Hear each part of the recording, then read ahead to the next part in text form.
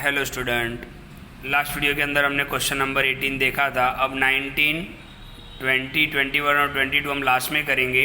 अब हम नए टॉपिक पे चल रहे हैं, ट्रांसपोज ऑफ मैट्रिक्स। ओके, इसके लिए आपको ये 3.3 एक्सरसाइज स्टार्ट कर रहा हूँ मैं। उसका पहला पॉइंट है ट्रांसपोज ऑफ मैट्रिक्स। ओके, तो ध्यान से देखो, यहाँ पर मैं आपको पहले फॉर्मूला समझा दूँ कि ट्रांसपोज ऑफ मैट्रिक्स क्या होता है। तो ध्यान से देखिए, ट्रांसपोज ऑफ मैट्रिक्स। ओके, तो ट्रांसपोज ऑफ मैट्रिक्स में आपको करना क्या है कि आपको एक मैट्रिक्स दिया हुआ है जिसको हमने ए ले लिया है।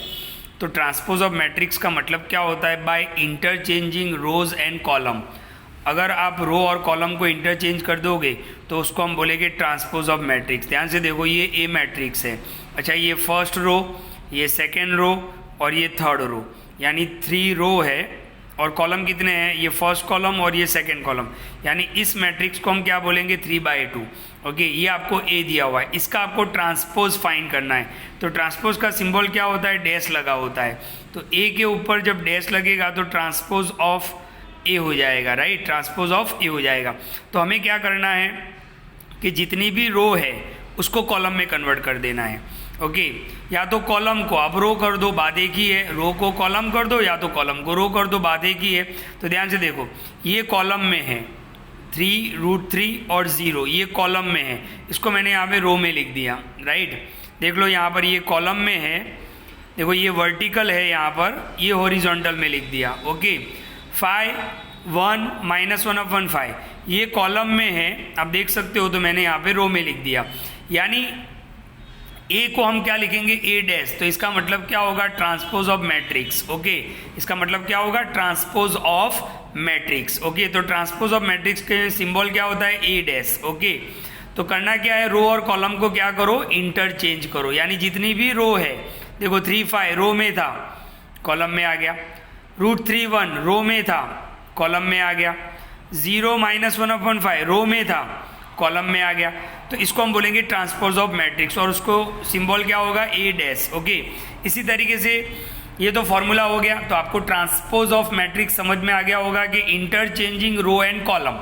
ओके, अब हमें 3.3 एक्सरसाइज पे चलना है। Question number 1, find the transpose.